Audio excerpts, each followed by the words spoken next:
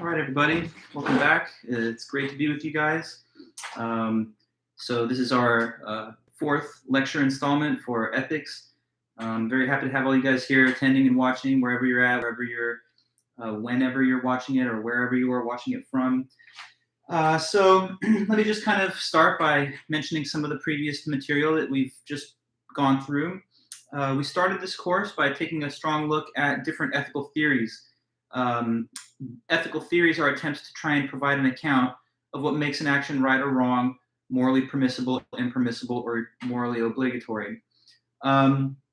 We took a good, strong lesson from both John Stuart Mill and Immanuel Kant. So these are two authors that have articulated different theories of ethics. So first off, we learned about John Stuart Mill and the utilitarian ethical framework. Mill says that the right action is the action that creates the most overall happiness for the greatest number of people. Happiness in the utilitarian viewpoint is described as pleasure in the absence of pain. And utilitarians, in part, hold this basis of belief because they think that the greatest happiness principle is true. The greatest happiness principle says that acts are right to the extent that they promote happiness. Acts are wrong to the extent that they promote the reverse of happiness.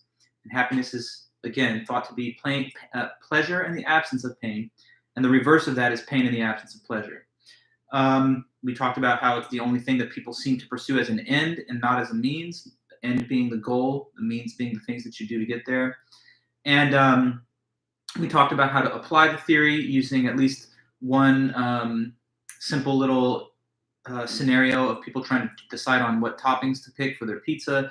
And if we could gain a sense of everyone's various preferences, then we would have enough information to determine what the choice that would generate the most overall pleasure would be.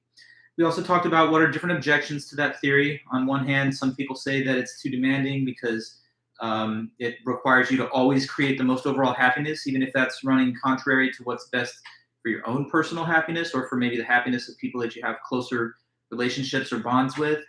And another major objection that we talked about was that, some say it's a theory for swine, that, it's a theory that's all based on pleasure, so isn't that a little more animalistic than what a human should be doing?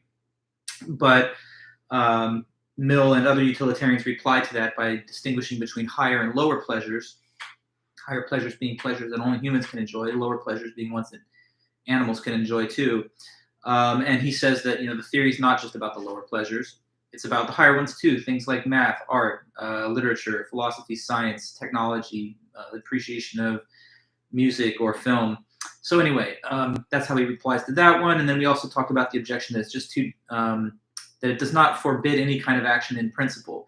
So whether it was lying, cheating, even killing, stealing, there's a possible scenario where you can imagine those things being capable of providing more total happiness than not doing so.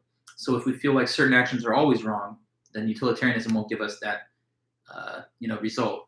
And then we looked at the Kantian ethical system. In Kant's view, Immanuel Kant, it's not about acting in the way that creates the most overall happiness, but instead you're always supposed to act from a sense of duty to uphold the moral law. Duty is the main concept of Kant's ethics. Follow your duties, regardless of the total benefits or harms caused by doing that. So it's more about the intention of the person and the nature of their will. If you act with a good will, which is to act from a sense of duty to uphold the moral law, then nothing you do is wrong, regardless of whether the consequences that follow from it are good or bad. Kant says that only rational creatures can act from a sense of duty, so his theory really only pertains to people like us or beings like us that can make rational choices based on reasons. And we talked about how he says that it's only when you do an act from the motive of duty that it has any moral value. If you do an act from the motive of inclination instead, then it does not have moral value. Even if it doesn't make it wrong, it kind of deprives it of its moral quality. When you are inclined to do it, then you're not doing it for the sake of it being right, but for the sake of the inclination. And then we talked about the categorical imperative, which is supposed to reveal what the moral law is, that we're supposed to act from some sense of duty to uphold. So the categorical imperative is capable of being expressed in two different formats. One is the formula of universal law, which says that you should only act according to maxims that could be willed to be a universal law, which basically means that you should only do actions that it would be possible and not undesirable for all to do in the same situation as you. And then we also talked about the second version of the categorical imperative, which has to do with never treating a human being as a means, but always as an end. As we've said, an end is a goal, and the means are the things that you do to attain those goals. So Kant says that you're not allowed to use people as a means, and morality is based on that principle, just as well as the principle that you should only act on acceptable maxims. For example, if I wanted to not pay for the subway when I take a ride on it and just ride for free, then my maxim, which is like the principle or policy of your own action, would stand as follows. I will not pay when I ride the subway. But if that became a universal law, it would be stated as this. No one will pay when they ride the subway. And if that was the case, then the subway would lose funding and it would no longer be able to maintain operations. So if everybody acted in that way, then the act would not even be possible. Just like if you were going to lie to gain an advantage for yourself, if all people lied whenever it was in their best interest, then lying would be the rule rather than the exception, and no one would trust the liar's statement in the first place. So some examples of how to violate, I guess, the first version. And in the second version, if I siphon off the power from my neighbor's house to power my house and my appliances, then I'm using them as a means to the end that I have of getting free electricity and power. So importantly, if you don't want to treat someone as a means, then you should never involve them in an interaction that they would not agree to or that they would not consent to. So when you use people for your own benefit at their expense in a way they wouldn't agree with, then that's another way of violating the categorical imperative. So with that theory stuff behind us now, and we don't move on from it completely, it's going to stick with us throughout the whole course. But now that we know a little bit about some of the major ethical theories of the West, we're going to move on to start talking about moral issues that people debate in contemporary society. So we're going to try and apply some of these moral theories, whether it's utilitarian or Kantian or some hybrid of both or whatever. We're going to apply these different moral theories to the consideration of moral problems that we see and that people do have different viewpoints on. So the first big issue that we're going to study for the next little while in our class is the ethics of abortion. Okay, so abortion. Now, this is obviously a hot topic in our society right now because, 1 second, let's see if I dim that, then maybe there's not the same glare on the screen. So yes, as you guys probably know, some of you anyway, the major landmark Roe versus Wade Supreme Court decision that stood for nearly 50 years was recently struck down. So that means there's no longer a federal constitutional guarantee of legal access to abortion in all 50 states. Now it depends on the state's own judgment on the matter, but it was thought before that to be a constitutionally protected act. So that brings it back to our awareness and our social consciousness, but we want to be able to study the arguments because obviously people don't all see the same,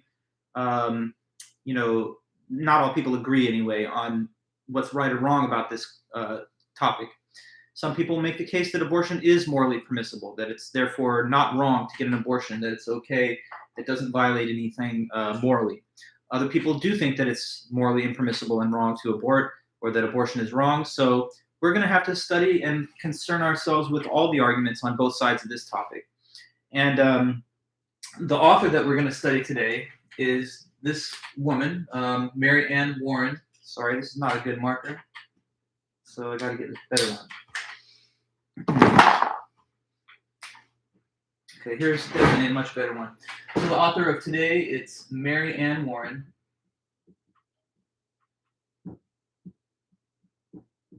Mary Ann Warren. And this is a paper of hers from, I believe it's 1972. Let me make sure I'm giving you the correct date. It's actually 1973, okay. And the article that she writes is called On the Moral and Legal Status of Abortion.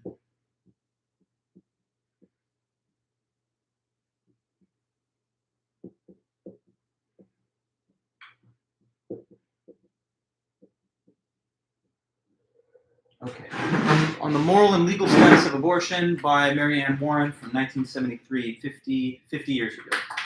Now, she's a well-known philosopher who writes about ethics, and she's written on a number of different topics. But this paper is probably her most famous and well-known. It's considered a landmark paper, And it makes an argument that abortion is morally permissible. So that means abortion is not wrong, according to the argument that she's going to try and present. Before we jump into the real nitty-gritty details of her argument and her reasoning, I first want to just kind of give you guys a general background on the topic of abortion itself, just tell you about its history and how we arrived at this current point in time in our modern day and in our society. So, obviously, the act of abortion can be seen as either morally permissible or impermissible. And as I've mentioned just now, the author that we're going to look at today, Mary Ann Warren, does believe that it is morally permissible.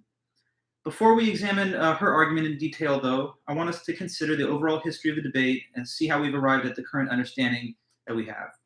So first of all, abortion is not a new thing. It's not something that only has come to exist in, let's say, the last 100 years or whatever. It's actually a very old practice that has existed since ancient times.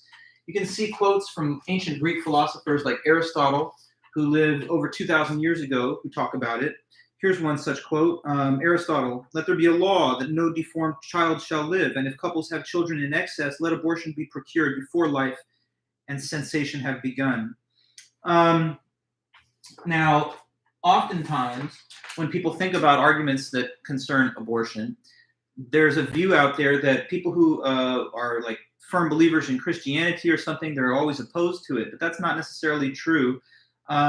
Even if you read the Bible itself, it seems to be a little bit ambiguous as to whether or not it clearly forbids the act. In particular, there are passages in the book of Exodus, which are quoted in our textbook, and it says that Exodus 21:22.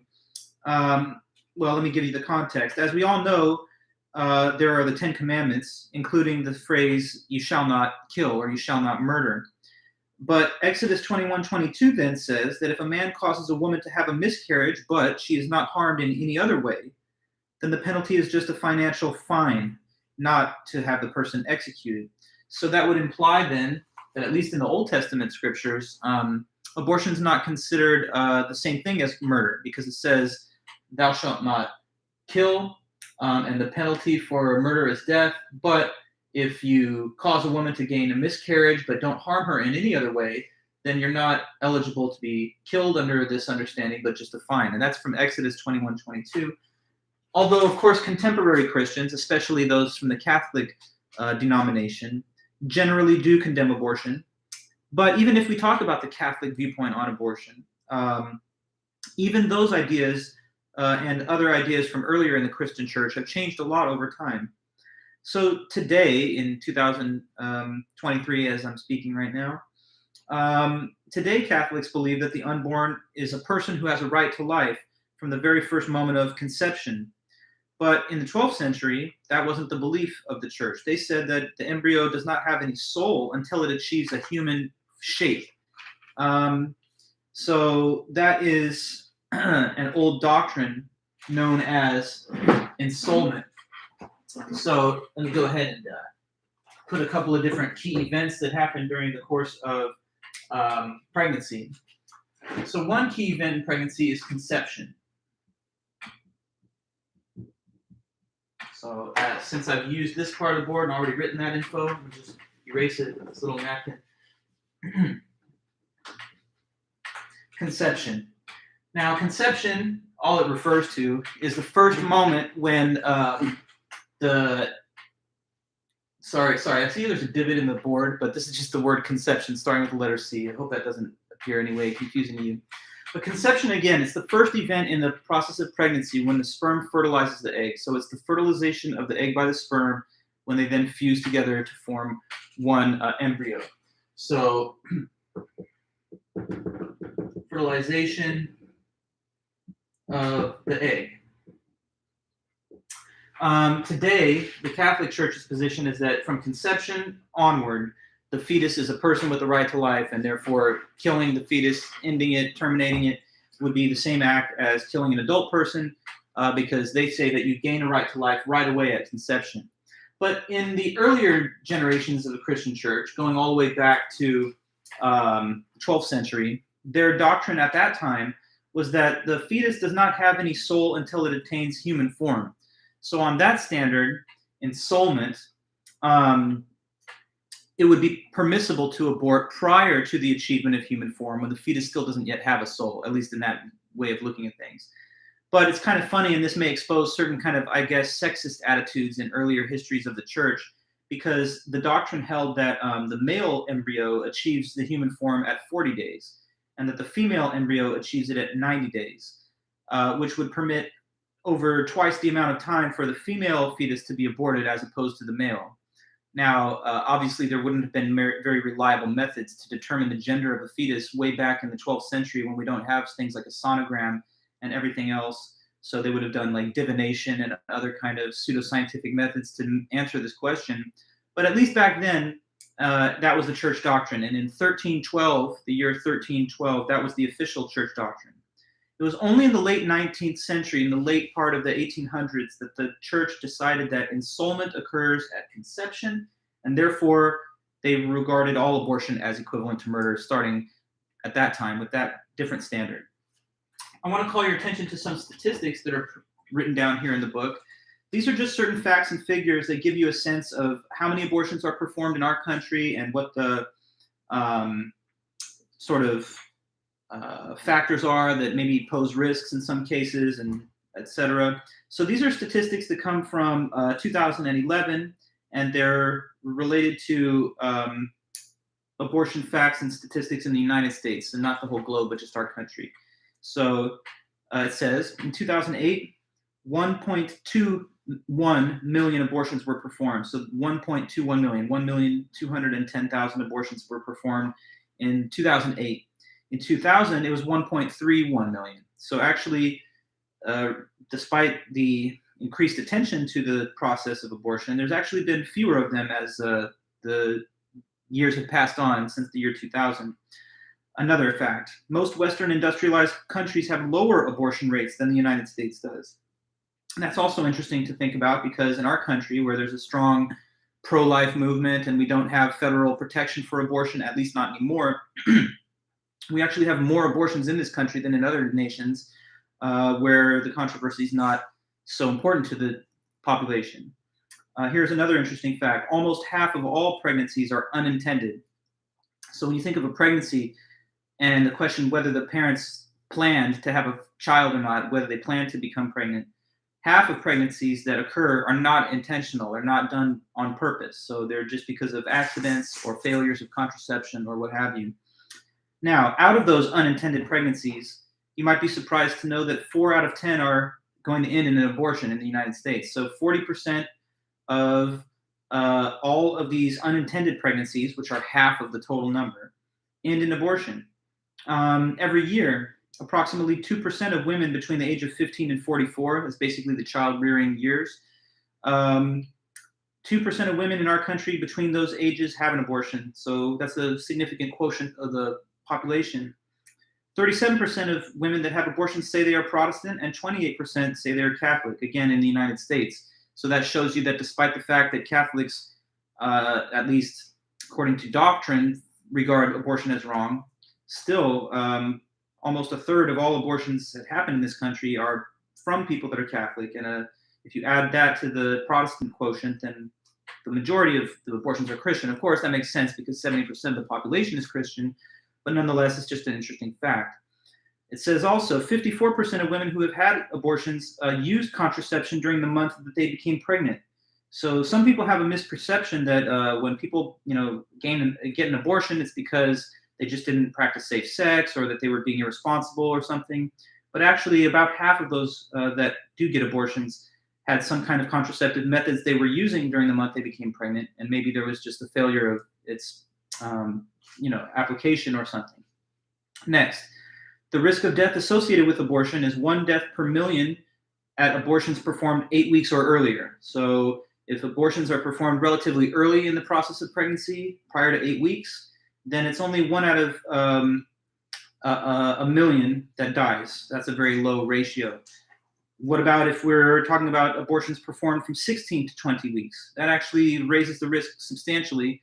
In that case, it's 1 death in every 29,000 abortions performed when they're performed between 16 and 20 weeks. And if it's after the 21st week, so that's getting deep into the pregnancy, 21 weeks or later, it's 1 death per 11,000 performed. So the risk factors associated with the procedure do become a little bit more significant as you go further through the term of pregnancy, because obviously you have a more invasive procedure to perform if there's a more developed fetus in the womb. Over 50% of women who have abortions are in their 20s, and 18% are teenagers. So that's fully over 2/3 of all those in our country getting abortions that are either in their 20s or teens. So a lot of you probably are in that similar age group. That means it's something that you can perhaps relate to or understand. Now, going back to the legal history behind our laws on abortion. So American law is derived originally from its kind of ancestral roots in British common law. So the British common law system is pretty much just taken over by the American British colonies when America was first founded. And so we relied on many of the same traditions and legal traditions, at least in the first. And in British common law, going back in time, for a long time, abortion was only considered a crime if it was done after quickening. Okay, now here's another distinctive event in the process of pregnancy. There's conception, which is the first event, the fertilization of the egg. There's the weird idea of ensoulment, which I don't want to necessarily give too much lip service to, but that's the old archaic church belief that there's permissible abortions performed before the achievement of human form. Perhaps a more medically realistic event in the process of pregnancy than so-called ensoulment is quickening.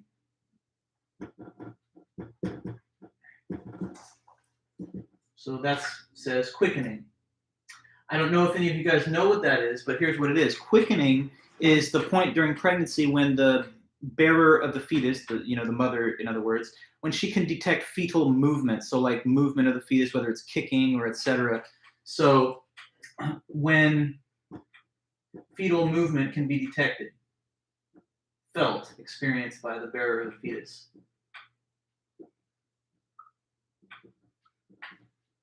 So that's quickening. Now in British, why do I mention this? Because in British common law, the original forebear of American law, it was said that abortion was only a crime if it was done after the event of quickening. So you can think of these as various cut-off points for the moral permissibility of abortion. Before this event, it could be permitted, but not after. Obviously, conception is not perhaps fair to call it a cut-off point because there's no time before it in a process of pregnancy. But with ensoulment, they could say before ensoulment, fine, it's okay to abort, but not afterwards. Same with quickening under the British common law. They said that if fetal movement is now detectable, they thought that that meant that the fetus has achieved a little bit more development or independence. And at that point, it should be given the same kind of rights that mature human beings have. But before quickening, they would have thought that it's more something that's just a part of a woman's body and doesn't have its own separate identity. So she's at liberty to make decisions whether she wants to keep it or not. Now, in our early American, legal system, this was our own law and standard, that it was quickening that made the difference. Illegal after quickening, but not illegal before. And maybe certain exceptions could have been granted under that standard too, like in case you needed to perform it to save the mother's life, or there was a serious health risk or complication, then maybe they would have said, okay, even after quickening, then that's a sort of exceptional circumstance. Now, in the early history of America, over the first century or so, the laws became more and more strict. And eventually, all abortions were banned. As we get into around the 20th century, abortion just becomes criminalized throughout the United States. And the only exceptions that were allowed under those times was the life of the mother and sometimes the health of the mother being at risk. But by the time we get to the 1950s, the trend of harsh anti-abortion laws started to change. We start to see a lot of advocacy for less severe and restrictive policies by major organizations like the American Medical Association. So as that movement and activism grows towards changing these strict and punitive laws against abortion, that all kind of culminates in the important 1973, now 50 years ago, Roe versus Wade decision. So Roe versus Wade, I want to tell you a little bit about that. Roe v. Wade, that's from 1973. Okay, so this is the letter R. Gotta be careful to write things legibly for you guys as you're looking on your screen. So Roe versus Wade. Roe versus Wade federally legalized abortion in all 50 states, at least before the event known as viability. So now we have another major distinctive event in the process of pregnancy, not conception, not ensoulment, not quickening, but what's called viability. So let me go ahead and talk to you about what that means. And all you watching at home or wherever you are, just take your notes. You see me writing things. When you see those things, put them in your own notes, and then you'll have a nice reference to the same thing I've talked about. But here's viability.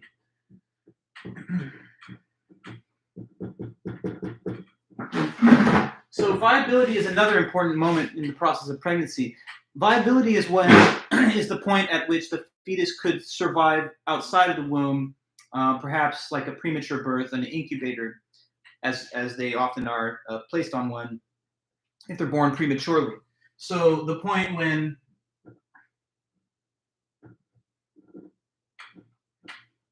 the fetus could survive outside of the womb.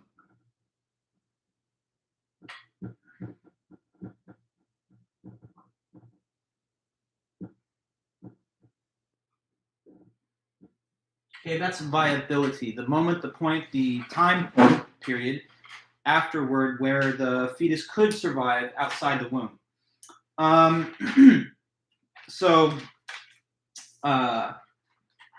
That actually happens at around the onset of the third trimester, but I'll give you a more detailed breakdown of the steps of pregnancy right now. But anyway, there's a point in pregnancy where we say the fetus becomes viable. That means that even if it's, say, like the 6 month or so of pregnancy, this is developed enough that if there were a premature delivery and the woman, say, goes into labor early, then the fetus could still survive theoretically because it could survive on an incubator, waiting to reach more mature development so that it could be taken off the incubator.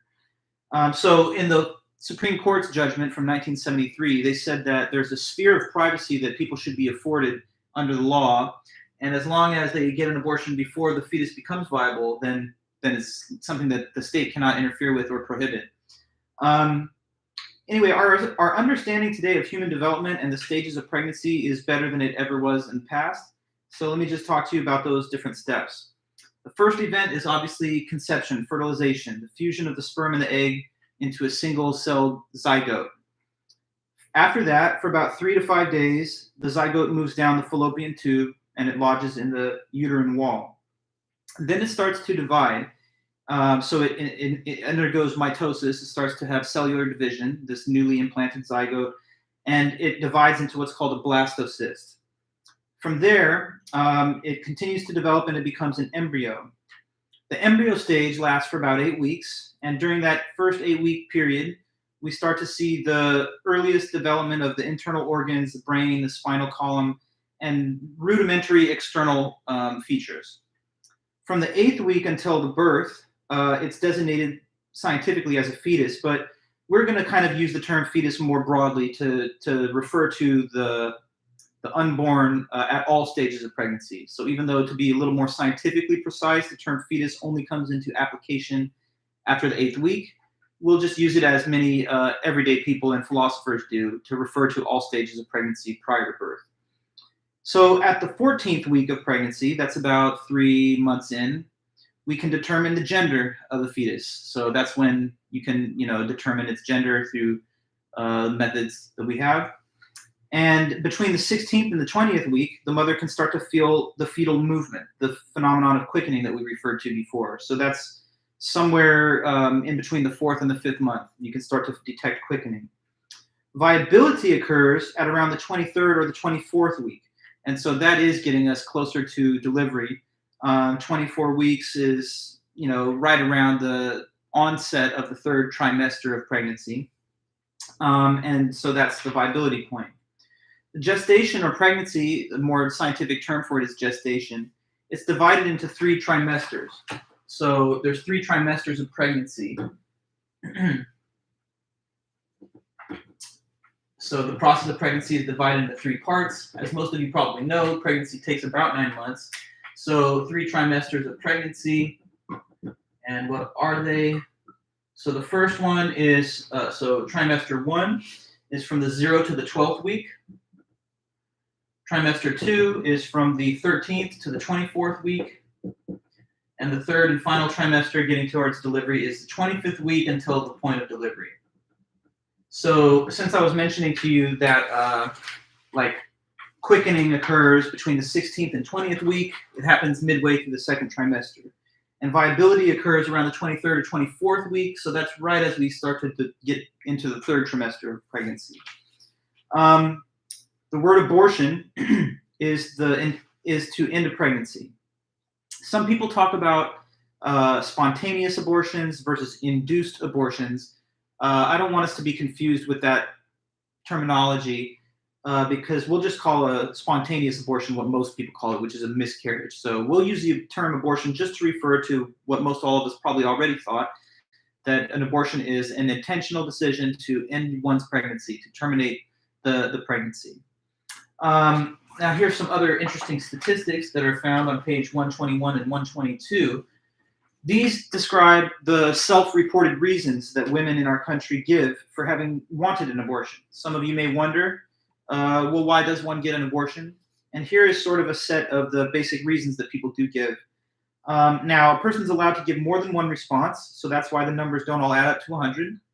But here's the facts. So 74% said it's because, quote, having a baby would change my life, meaning that it might interfere with the person's education, their employment, or whatever. So 74%, about 3/4, gave that as their main reason.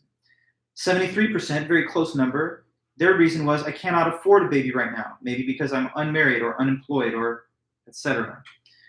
48%, around half, they gave the reason, I don't want to be a mother or I'm having relationship problems. So for about half of women that want an abortion, that's the main reason, because they don't have a solid relationship to raise a child with, and they don't think that they want to be a single mother, okay? 11% give the reason, my relationship or marriage may break up soon. So in that case, it's not just that there's problems with the relationship, but that they do have an imminent sense that it's going to end. 38% give the reason, I've already completed my childbearing. So some people don't want another child because they've already had as many as they wanted to have, and that's their reason for not wanting to continue another pregnancy. 14% gave the reason, my husband or partner wants me to. So in that case, it's because of the request of the partner who doesn't feel prepared to co-parent a child. 13% say it was because there are possible problems affecting the health of the fetus. So health of the fetus concerns is actually a 13% quotient of the reasons. 12% gave the reason there are physical problems with my health. So health of the mother is a 12% basis for people seeking abortion. And then this is interesting because 1% gave the reason I was a victim of rape, and less than half of 1% gave the reason my pregnancy was the result of incest. So a lot of people discuss the exceptions to general prohibitions on access to abortion, and some people they'll say, even if I oppose it in general, I think that if a woman was raped or victim of incest, then that's an exception that we should grant. But it's actually a vanishingly small percentage of the total abortions performed done for that reason. So even if that exception is given, it wouldn't generate too much additional acts of abortion beyond those that are done for other reasons. Okay, so Roe versus Wade. Let me give you a little more background on the whole Roe versus Wade case. So it's interesting to know that Roe is not the real name of the woman who was the defendant in the case. Well, not defendant, the the person bringing litigation. So her actual name is Norma McCorvey.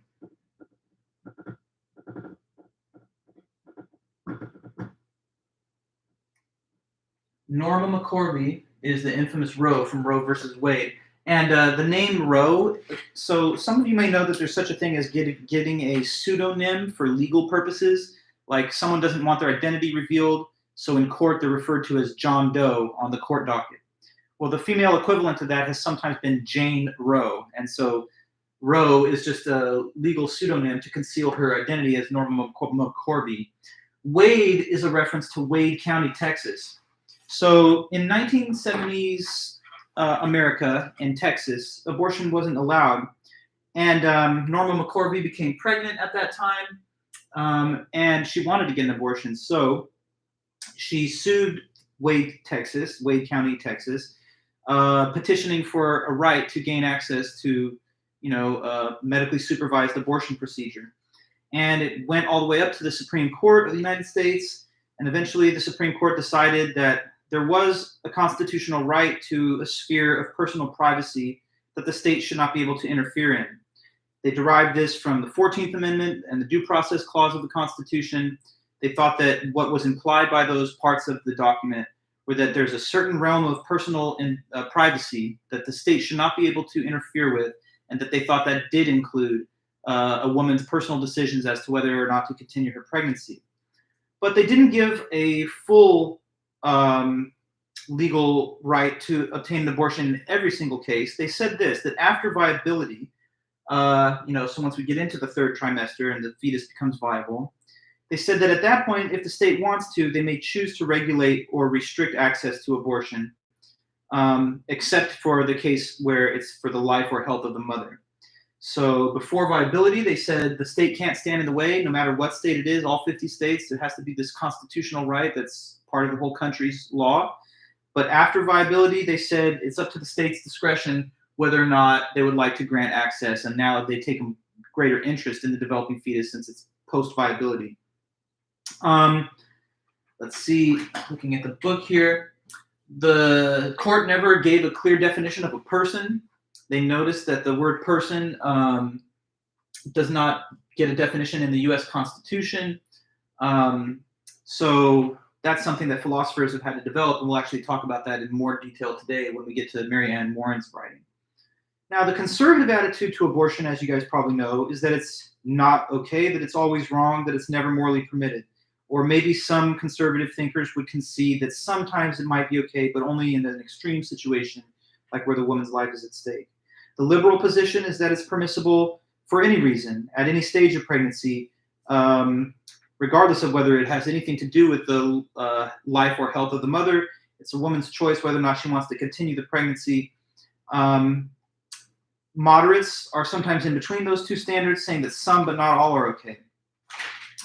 So with that as our given background, we're going to go ahead and start really digging into the article of Mary Ann Warren.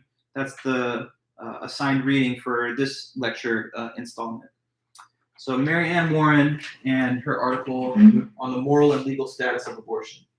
She wrote this paper and it was published in 1973, so it was part of the intellectual background that was kind of in the air at the time, culminating in this landmark Supreme Court decision. So it wasn't just legislators and lawyers that were part of the reason that the standards changed, but it was also the academic environment and the intellectual writings coming out of the academy and out of the universities.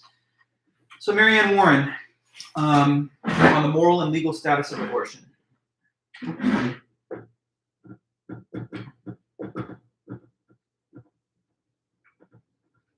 1973 paper on the moral and legal status of abortion.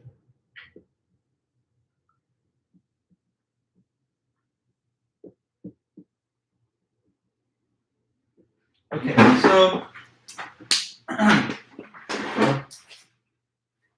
her main position in this paper, so the kind of claim that she's going to defend, is that the fetus that's in the womb, it's not a person.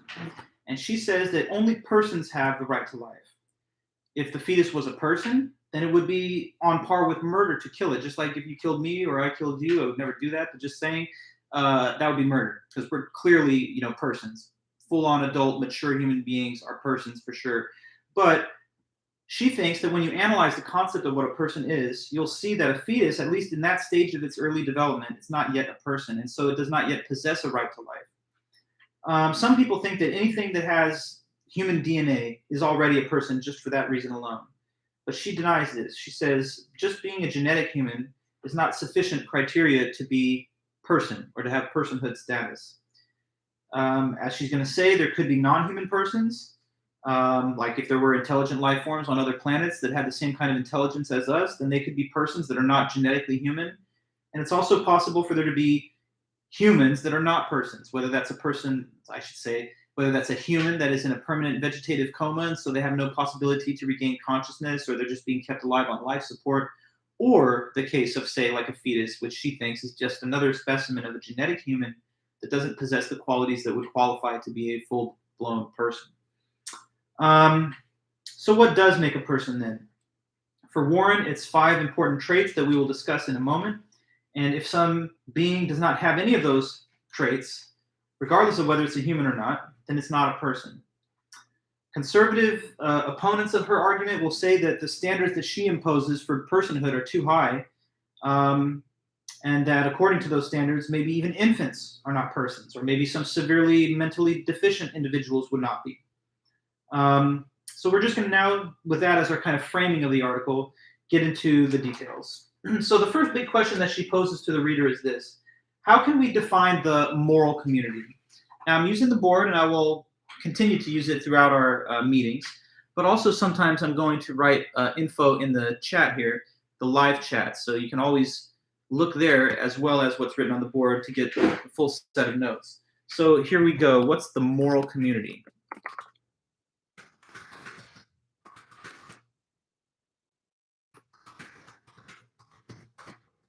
So this is the question that she issues at the beginning of her paper to try and make the reader think a bit about this topic. Who are the members of the so-called moral community?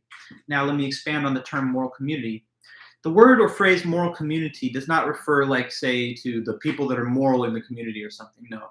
Instead, it means who are the beings that have got full and equal rights. Okay, so that's the meaning of the concept. The moral community is just the set of beings with full and equal rights.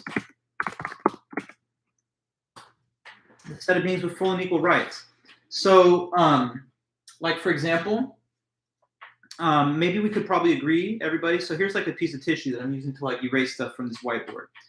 If I tear a little piece of it off like that, that's not a problem because this thing doesn't have any rights. This piece of tissue doesn't have a right to be not scrunched up or tossed in the trash or, scattered into a million pieces. It doesn't have rights at all. And of course, it's because it's not a special kind of being that has that status of being a rights holder. So it's not a member of the moral community. But you and me, watching this video or delivering the lecture, we certainly are members of the moral community because we do have rights and our rights are equal. It's not like I have more rights or fewer than you. We're members of the moral community, so we have full and equal rights, including the right to life and other rights, like a right to, be free from pain and suffering, a right to have our speech recognized, and so on and so forth. But many things in this universe are not eligible to be the holders of rights. It would make no sense to say of this marker that, has a right to live, or that it has a right to vote, or to assemble or practice whatever religion that it wants. So in this world and universe, some things are special things that are members of the so-called moral community. And then there are other things that just lie outside of that scope of the moral community.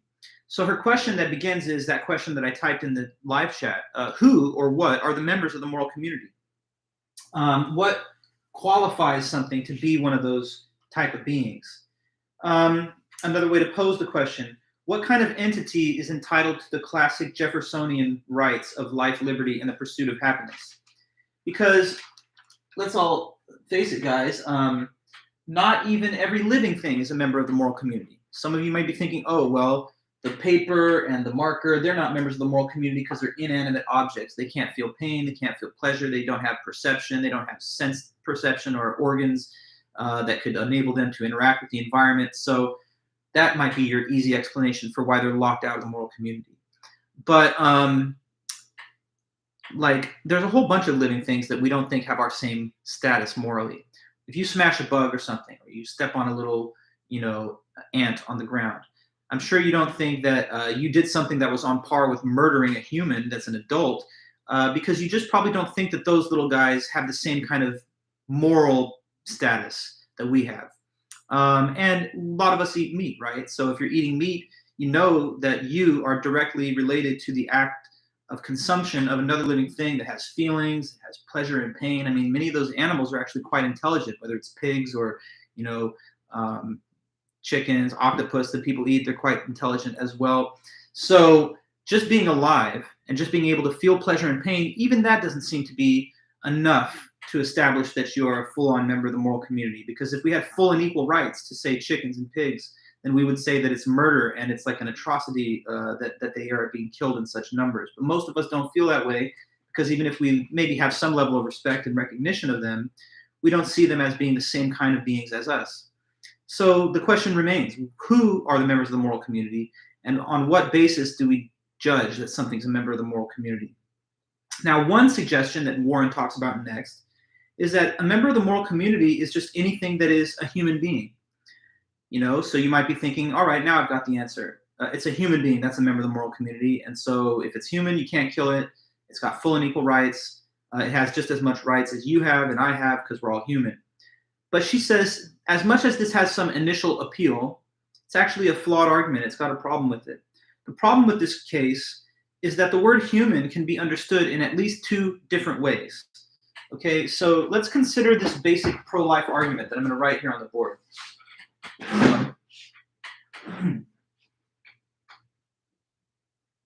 Now, arguments, when they're written out in philosophy classes and in logic classes, they're often diagrammed in this certain way that I'm going to put here, which is called standard form. The standard format of an argument is you have the conclusion of the argument at the bottom, and then above it you have a list of numbered premises. Premises are the reasons or the evidence, and the conclusion is the thing that you're trying to prove. So like, this is just a different example, but just to give you something maybe relatable. Suppose that I believe that like LeBron James is the greatest basketball player of all time, and like that's my conclusion. I'm going to try and argue for that. Now, if I was going to make an argument for that case, then I would have to raise certain premises that are going to be support or evidence for it. So I might say, oh, he's scored the most points of all time. And he's led 3 different teams to the NBA championship. Therefore, he's the greatest player of all time. You notice what I did there. I gave 2 different reasons, premises, that are supposed to stand as justification or evidence for the given conclusion. Of course, that's just an argument. People may agree or disagree with it, and they may challenge the premises, or they may think that they don't show that the conclusion is true, but at least we've given an attempt to justify the claim. So in the same way here, I'm going to write down this classic or basic pro-life argument, and Mary Ann Warren calls our attention to this argument to try and show that she finds fault with it and what's wrong with it. Okay, so here we go, basic pro-life argument. So her opponent, in the debate, makes an argument like this, and she's going to try and show that it's not okay, or that at least it's got problems. So the first premise is that it is wrong to kill an innocent human being. It's wrong to kill innocent human beings.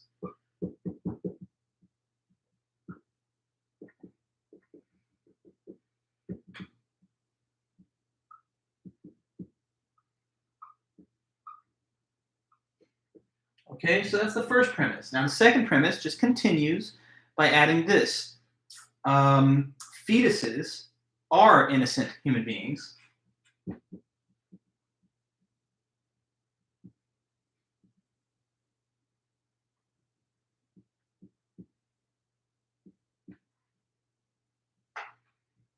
Okay, so premise 1, it's wrong to kill innocent human beings.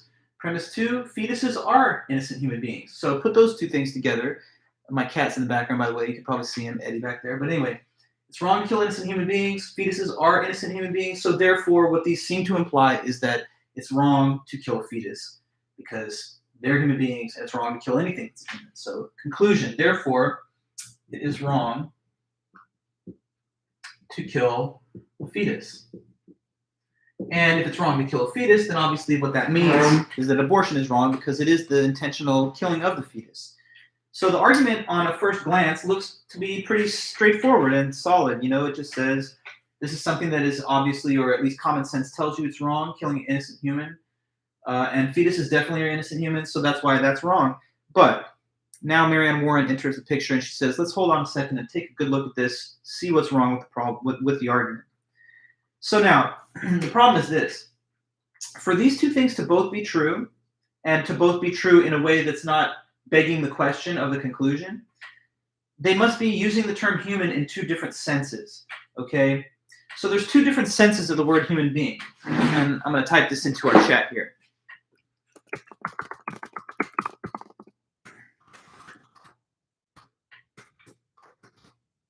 Okay, 2 different senses, that is 2 different meanings or interpretations of the word human. So here's one of those senses. There is the genetic sense, and that just means a being has human DNA.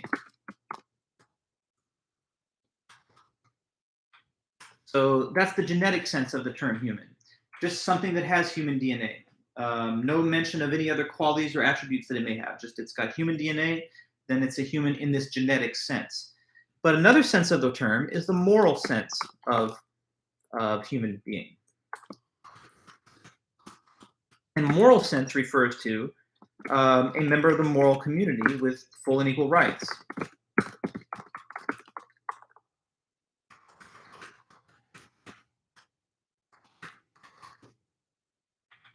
Okay, so she argues that this argument is committing a fallacy. It's called the fallacy of equivocation.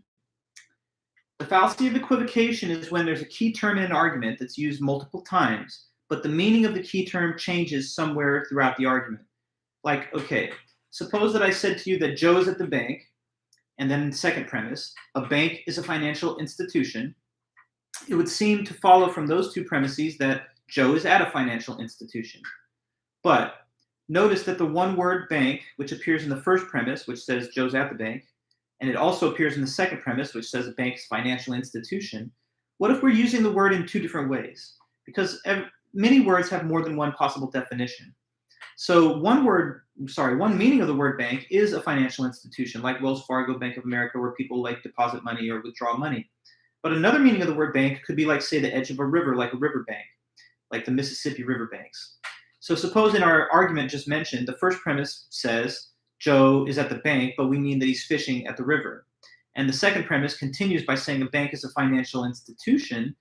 Now, since we've used the word two different ways with two different meanings, the conclusion that he's at a financial institution no longer follows. So you have to make sure that any important or key terms in an argument are not changed in terms of what they mean midway through the presentation of the argument. Now here we have an argument where the word human being appears in this premise and in this premise. But Marianne Warren says it's not used with the same underlying meaning in the two premises. So let's go into this. The first premise says it's wrong to kill an innocent human being.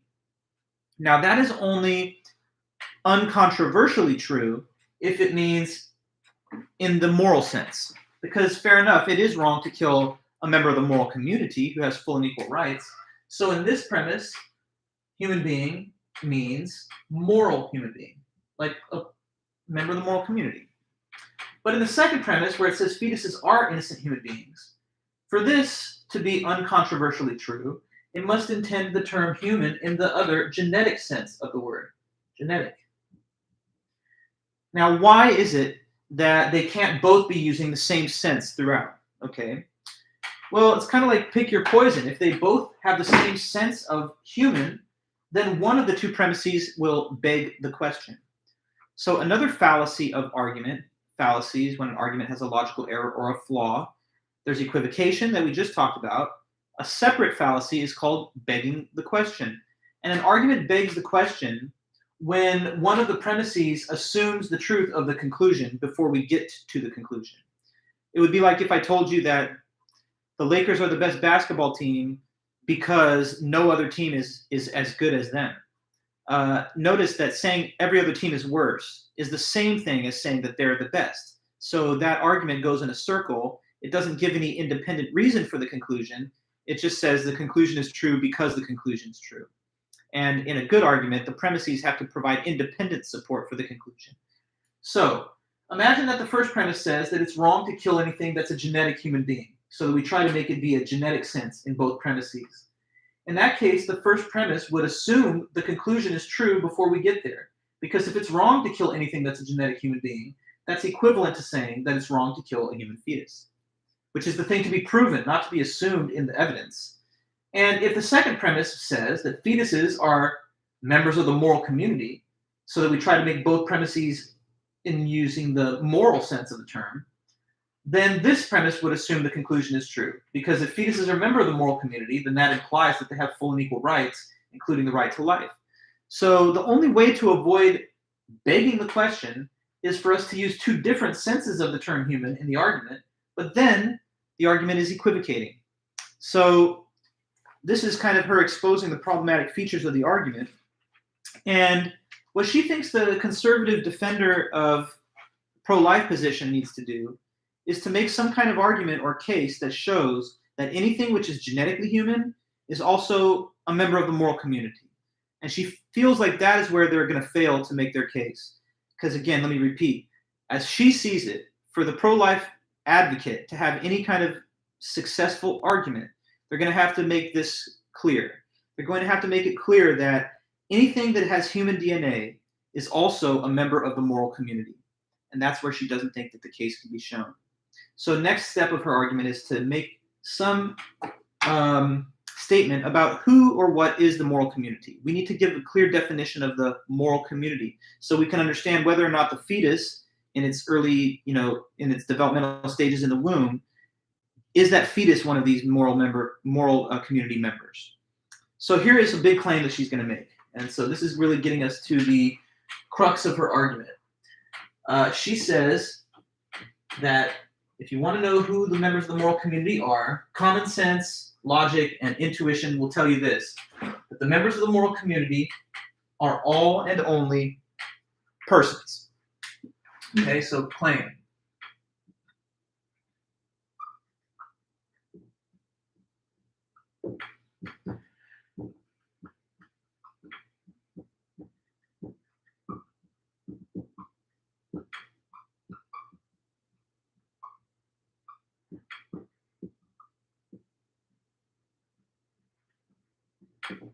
So persons, that's the key term here.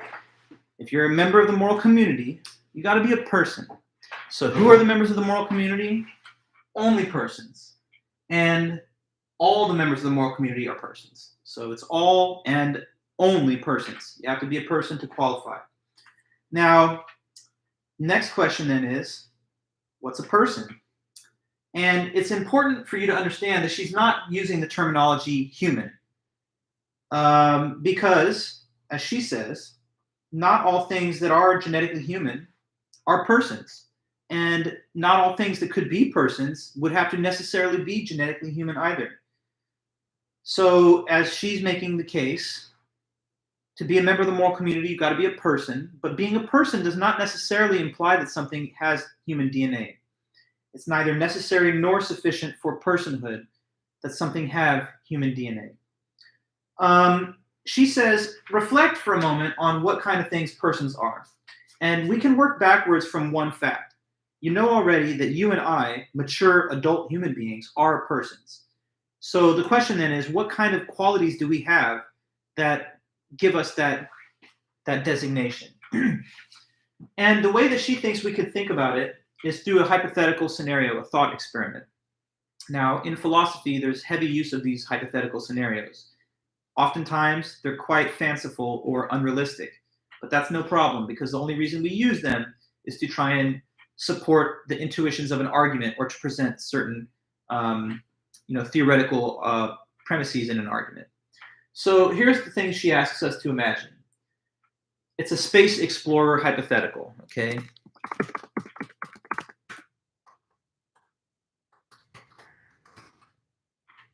Here's the little space explorer hypothetical. I want you to really trip out for a minute and think outside the box. I want you to imagine that you are traveling in outer space like a interstellar voyager, and you have arrived on an alien planet.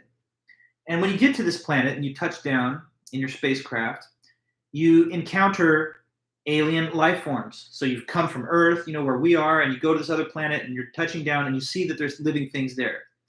And now you're concerned with one thing. You're wondering, are these life forms on this planet people like me back on Earth?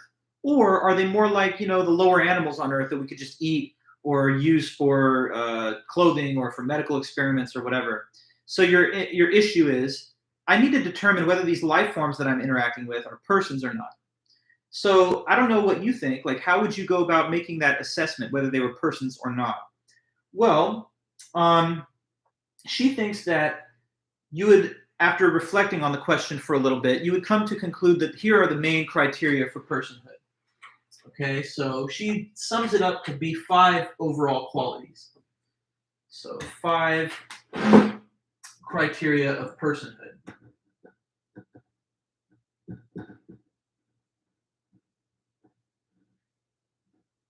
Okay, right? Because you don't want to like just say, stomp on these life forms if they were small enough for you to do that and not have a second thought. If you were dealing with beings that were like intelligent and had a sophisticated culture and language and their own religion and stuff, in that case, you'd be like this invading alien killing a whole civilization of intelligent life forms. So you have to have some kind of basis to distinguish between that situation and one where they're just basic, life forms, but they don't have any kind of higher status or moral status. So she thinks this is the approximate list of things that you would come to conclude. So one, consciousness, and especially the ability to feel pain, but just consciousness itself. So consciousness is what you and I have, just the ability to perceive things, to have perception like sight, taste, touch, hearing, and smell, and thought. So if you have perception and thought, that's a minimum feature that's required for being a person. But obviously it's not enough by itself because, like little chickens and, fish and stuff, they've got a form of consciousness too, even if it's not as robust as ours. But we don't think that they're persons, do we? So consciousness is getting us started, but what else? Well, there's also reasoning. When you think about us human persons, one of the things that makes us different and more special than the other things in the planet Earth are that we can use reason.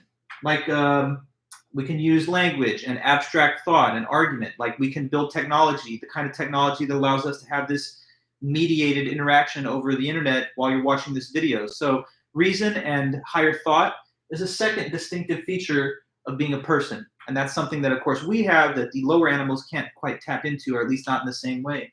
So consciousness and reasoning, a few more. There's also self-motivated activity. What that refers to is the ability to act under your own power without like just being subject to another being's willpower or decisions. So, like a fetus is kind of just embedded within the body of the bearer of the fetus. It can't make a decision like I'm going to go for a walk, or I'm going to, take a nap, or I'm going to read a poem, or I'm going to write a song, or I'm going to watch a film. It's just a part of the body of the mother, you could argue, and it doesn't have its ability to take its own course of actions, at least not yet, because it's still in the womb. So consciousness, reasoning, self-motivated activity, and then two more. There's the capacity to communicate. So capacity to communicate, that's using language. Look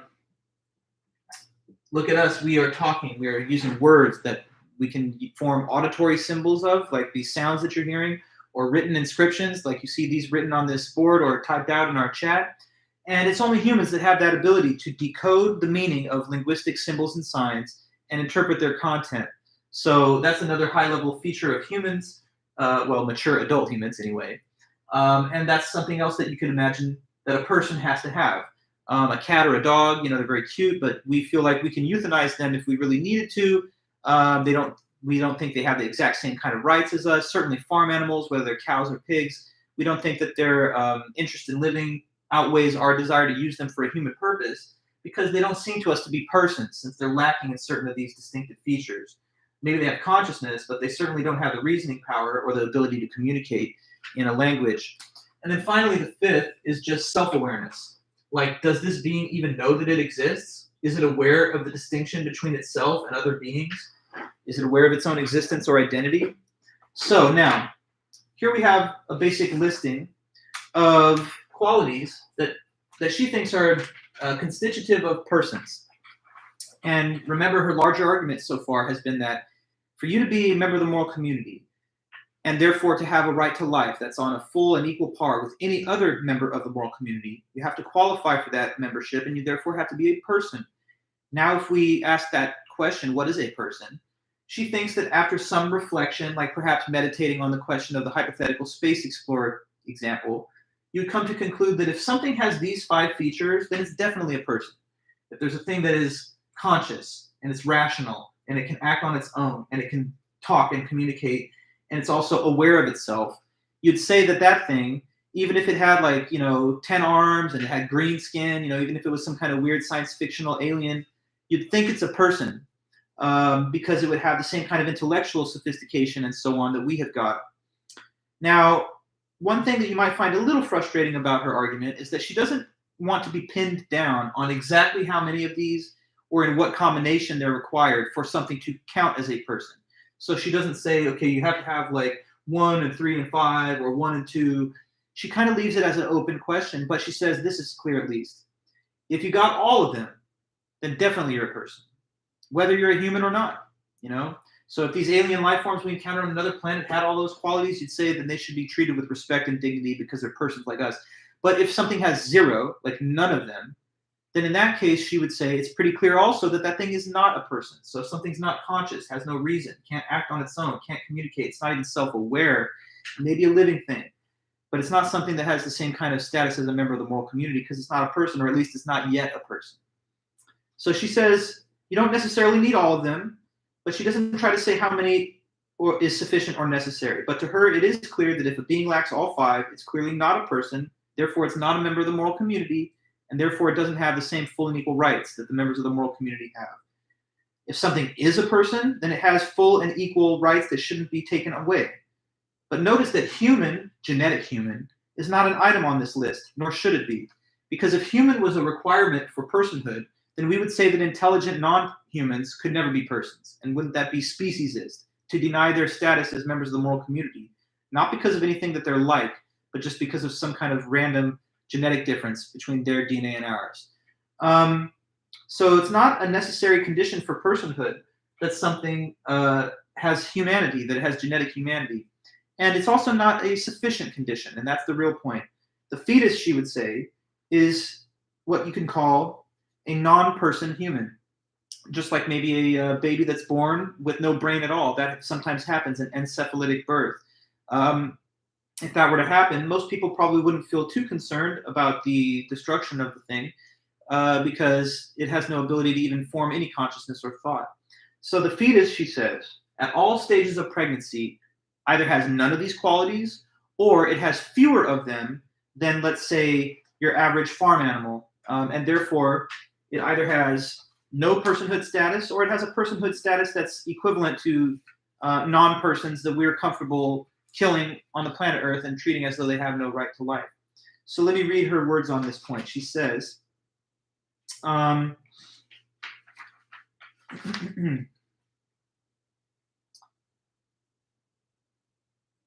just trying to find my little quote that I'm looking for here.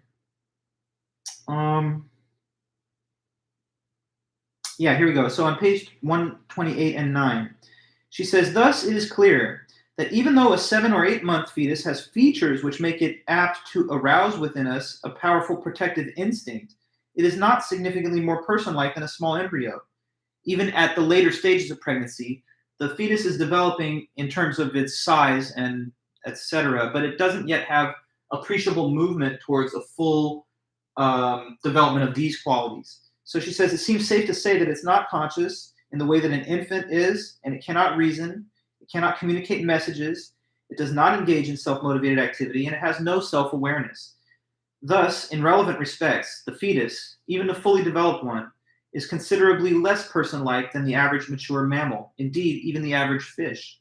And I think that a rational person must conclude that if the right to life of a fetus is based upon its resemblance to a person, then it cannot be said to have any more right to life than, for example, a newborn guppy, and that a right of that magnitude could never override a woman's right to obtain an abortion at any stage of her pregnancy. So now I hope you're sort of seeing the basic format of her argument. She's basically making the case that the fetus has not got the right to life, and therefore abortion is permissible because at all points during pregnancy, it is not yet a person. It has not yet developed the qualities that would constitute personhood. So that's something that it will develop if it was born later in the future. But at least during the process of pregnancy, it's not yet even emerged out from the womb. So it hasn't developed the things that will qualify it as a person and a member of the moral community later in time. Now, some people might object to this whole way of determining the moral status of the fetus. They may say that even if it lacks these qualities during the pregnancy process, that eventually it will acquire them. And isn't that potential to later on be a person enough to qualify it as a member of the moral community, even now, before it reaches that developmental stage? You know what I'm saying? So like some people might say, okay, fair enough, Warren, you made your case that at during the pregnancy anyway, the developing fetus in the womb doesn't yet have these features that your judgment and maybe some other people's judgment would line up with saying that it's now a person and a member of the moral community. But if we were to allow it to develop, in the full course of its development, it certainly would acquire all those qualities. So why shouldn't its potential personhood be sufficient alone to constitute membership in the moral community before the development of the potential? Is the potential enough? Well, Marianne Warren is aware of this objection. It's sometimes called the potentiality objection, and that's one of the more powerful pro-life responses. So let me put it here in the chat.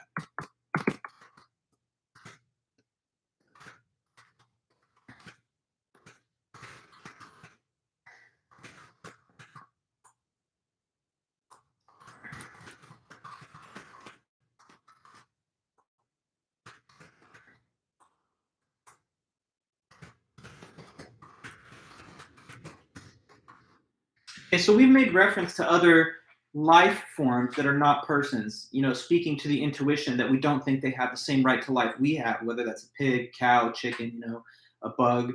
But with this potentiality objection, a critic could say, but there's a major difference between the case of the fetus and, say, the case of the non-human animal that's being compared with the fetus, because the non-human animal doesn't have personhood, yes, but it also has no potential to ever have it. So the fetus, though, it's in an early developmental stage, and it's just a delayed onset of personhood that will happen later. So you may say, doesn't that break the tie between its moral standing and the standing of, say, like a common cow? Because, yes, they're both non-persons for the moment, but one has the full potential to become it later and not the other. So does that make a difference? Well, she has a response to the potentiality objection. And it's an admittedly kind of, fanciful and strange response because it makes use of a very complex hypothetical scenario. So once again, we have another hypothetical. We're kind of closing with this today, at least this lesson. Now, this is the captured space explorer hypothetical.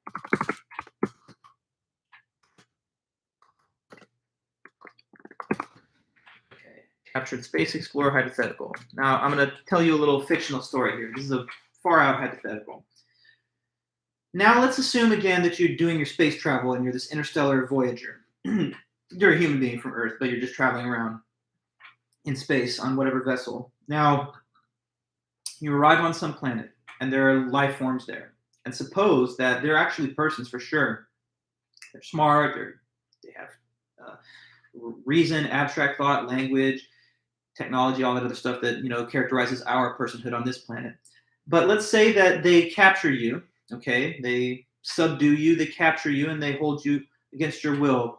And what they're going to do is this: they want to convert the cells in your body into members of their population, because they have this, like, let's say, procedure which can take each cell from your body and change it into one of them, one of their species, right? So say that's how they reproduce. They take in interstellar travelers, convert them into their own kind, and then every cell in your body becomes one of them. Now, if this happened to you, let's say it will kill you. Okay, it will kill you for sure. Now your cells have been replaced by these persons. Now, suppose that 100,000 of these little space alien persons could be generated by converting your body into them. Of course, it causes your existence to end, but now you have 100,000 people, potentially. She asks you this question just to answer from your common sense. Do you think you would have the right to escape from captivity knowing that they were going to turn you into 100,000 of them? Like, would that be morally permissible? And she thinks most people, without thinking too deeply on it, would come up with the obvious answer that obviously, yes, it is morally permissible to escape. Why, though? If you believe that it is morally permissible to escape from that scenario, then here's what you're agreeing to. You're agreeing to the concept that the lives of 100,000 potential people don't have as much importance or significance as the life of one actual person. Because if you didn't feel that way,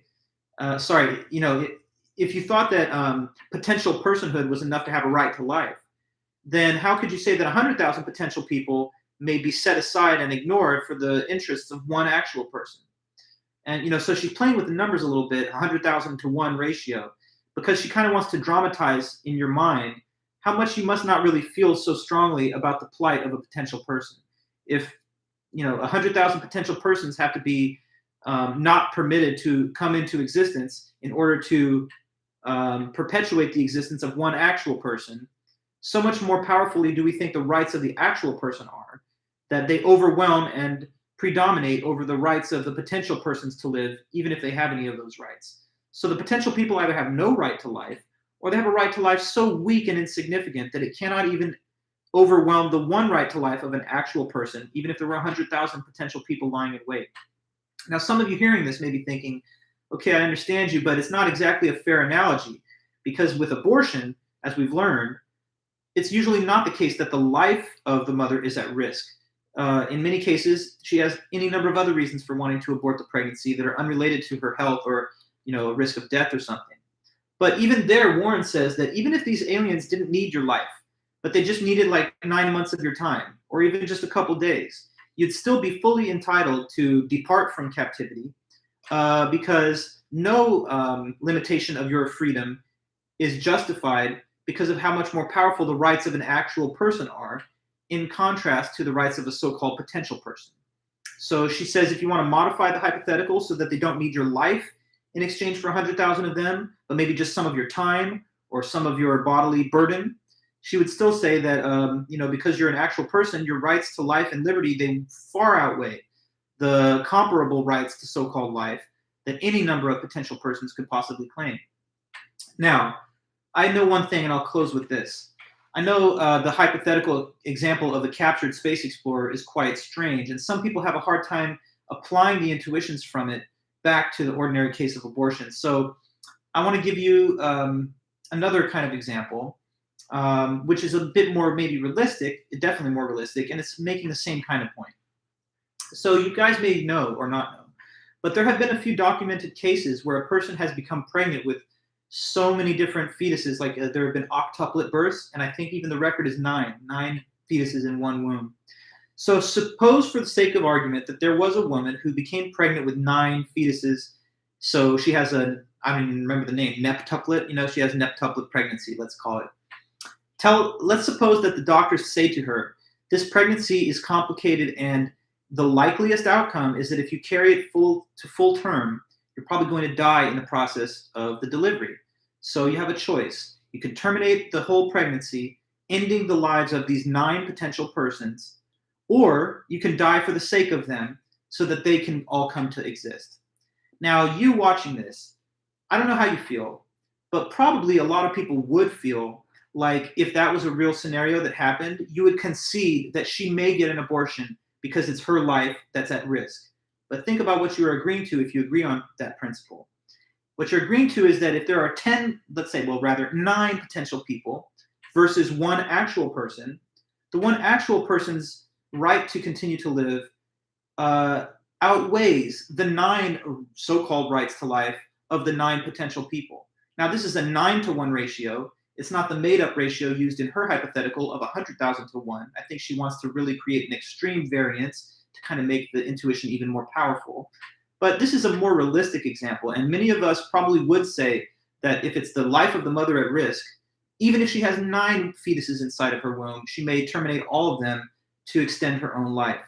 But if the right to life of a potential person and an actual person were exactly equal, then you couldn't make that case. You'd have to say, well, there's 9 against 1, and 9 is more than 1. And so, sad to say, but she's obligated to sacrifice herself because they all have a right to life. And if she intentionally terminates that pregnancy, that's just like killing 9 people. So anyway, I'm going to summarize what we've done today. Next week, we'll be back with more lessons on this whole abortion topic. We're going to talk about other pro-life authors, pro-choice authors. But we just got our feet wet with it today. And so I introduced to you guys the history of the abortion topic, going way back in time. I talked to you about the legal background in the United States, that led to the Roe versus Wade decision, which just in 2022 was overturned. And then now we've read and studied one important pro-choice author's article. Mary Ann Warren defends the moral and legal permissibility of abortion because she says that if a thing has a right to life, it has to be a member of the moral community. Well, I should say that if a thing has full and equal rights, then it's a member of the moral community. And the members of the moral community, she argues, are all and only persons. It's a mistake, she thinks, to characterize the moral community as all and only humans because there's some ambiguity in the term human. whether we mean it in the genetic or in the moral sense.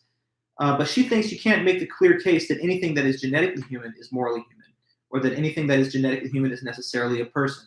So she articulates that it is the concept of the person that are the members of the moral community. And then she goes to work trying to explain what person means. She says you'll get a sense of it if you think about what criteria you would be looking for if you were trying to assess whether newly discovered life forms were persons or not. You'd certainly probably judge that they were if they had all these features, and you would judge that they were not if they didn't have any of these features. So, by similar reasons, she says, if there were a human being that totally lacked all these qualities, like she thinks the fetus does throughout pregnancy, then it is not a person, and it therefore doesn't have the full and equal moral status of other members of the moral community. So, in simple terms, only people have a right to life. Only people are members of the moral community. A fetus is not a person. It's a human, but it's not a person yet. Not all humans are persons. There are some human beings that are in a permanent vegetative coma with no possibility of regaining consciousness, and sometimes you call them vegetables. And the reason for that is because they've lost their identity as a person since they can no longer reason, use language, or have any kind of thought process. So the fetus she compares to the same kind of thing. It's a living thing. It's genetically a human after all, but it's not a moral human because it's not a person since it doesn't have these qualities. Now, as it develops in the womb, it does develop physiologically, but it doesn't make appreciable strides towards the possession of these qualities, which take time even after birth for the being to eventually accumulate. So throughout all stages of pregnancy, it's not yet a person, and she denies that its mere potential to be a person is significant enough to bring it into the moral community even at the start. To show that thought process, she gives us the second hypothetical mentioned of the captured space explorer, where we're supposed to notice that if there was 100,000 potential persons lying in wait for one person to sacrifice himself for their sake, that the actual person's rights would seem to be so far dominant over the potential rights, the rights to life of the potential persons, that they would simply outweigh them. Well, there's a lot of food for thought there, but I don't want to keep you any longer. I'm glad that you watched. I hope you enjoyed. We'll be back next week. I'll be posting more lectures for you leading into the next Tuesday. But for now, anyways, guys, thanks so much. I'm signing out. And if you need anything, feel free to reach out to me anytime, and I'll be available to you. Okay? So have a good one. See you soon.